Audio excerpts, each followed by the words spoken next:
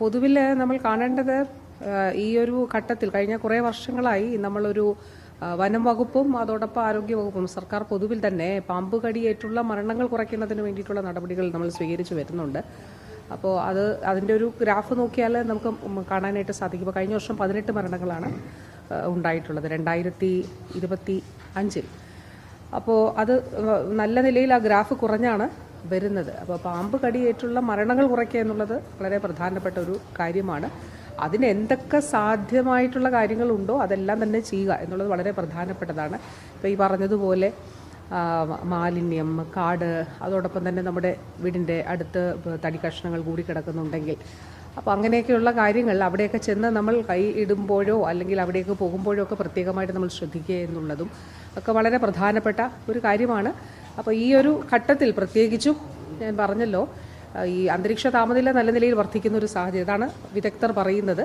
അപ്പോൾ അതിൽ നമുക്ക് സാധ്യമായിട്ടുള്ള കാര്യങ്ങളെല്ലാം ചെയ്യുക എന്നുള്ളത് തന്നെയാണ് അത് നമ്മൾ ചെയ്തു പോകുന്നുണ്ട്. നിങ്ങൾ തന്നെയല്ലേ ഇതില്ല അല്ല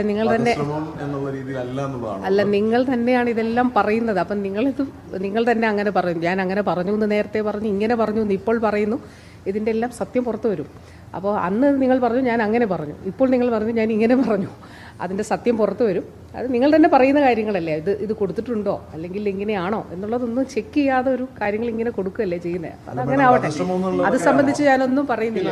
13 പേർക്ക് ഒരു നായകടി ഏറ്റിട്ട് അത് ആ നായ്ക്ക് പേവിഷബാധ ഉണ്ടെന്നുള്ളത് ഇപ്പോൾ കഴിഞ്ഞ ദിവസം ഇന്നലെ സ്ഥിരീകരിക്കുകയും ചെയ്തിട്ടുണ്ടായിരുന്നു. ഇത്തരത്തിൽ തെരുവുനായ ശല്യം കേരളത്തിൽ രൂക്ഷമാകുമ്പോൾ ആരോഗ്യ മേഖലയിൽ ഈ റാബിസ് പോലെയുള്ളത് നേരിടാനുള്ള സജ്ജമാണോ? ഒരു സംശയം വേണ്ടല്ലോ. നമ്മളിതിൻ്റെ കണക്കുകൾ എല്ലാം പുറത്തു വിട്ടിരുന്നു. എനിക്ക് തോന്നുന്നു ഡിസംബർ വരെയുള്ള കണക്കെടുക്കുമ്പോൾ ഏതാണ്ട് 6 ലക്ഷം പേരിലധികം പേർക്ക് നമ്മൾ ആൻറ്റി റാബിസ് വാക്സിൻ എടുത്തിട്ടുണ്ട്. 6 ലക്ഷം പേർക്ക് ഡോഗ് ബൈറ്റ്സ്, ആനിമൽ ബൈറ്റ് ഏറ്റിട്ട് അത്രയും പേർക്ക് നമ്മൾ വാക്സിൻ എടുത്തിട്ടുണ്ട്. IDRVയും അതോടൊപ്പം തന്നെ ഇമ്മ്യൂണോഗ്ലോബുലിനും.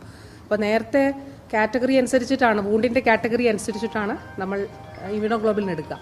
പക്ഷേ ഇപ്പോൾ അങ്ങനെയല്ല, ഒരു പ്രിക്കോഷൻ എന്നുള്ള നിലയിൽ തന്നെ അത് ഇമ്മ്യൂണോഗ്ലോബുലിൻ എടുക്കുന്നതിന് വേണ്ടിയിട്ടുള്ള നടപടികൾ സ്വീകരിച്ചിട്ട് ആണ് പോകുന്നത്. അപ്പോൾ അത്രയും ലക്ഷക്കണക്കിന് ആളുകൾക്കാണ് ആൻറ്റി റാബിസ് വാക്സിൻ എടുക്കുന്നത്. അപ്പോൾ നമ്മളെ ആരോഗ്യ വകുപ്പിനെ സംബന്ധിച്ചിടത്തോളം തീർച്ചയായിട്ടും അതിൽ ഒരു ഘട്ടത്തിൽ എന്തെല്ലാം ആക്ഷേപങ്ങളുണ്ടായി. അതായത് ക്വാളിറ്റി ഇല്ലാത്തതാണ് എന്ന് പറയുകയുണ്ടായി. കേരളത്തിൽ ക്വാളിറ്റി ഇല്ലാത്ത ആൻറ്റി റാബിസ് വാക്സിൻ കൊടുക്കുന്നു എന്ന് പറഞ്ഞു.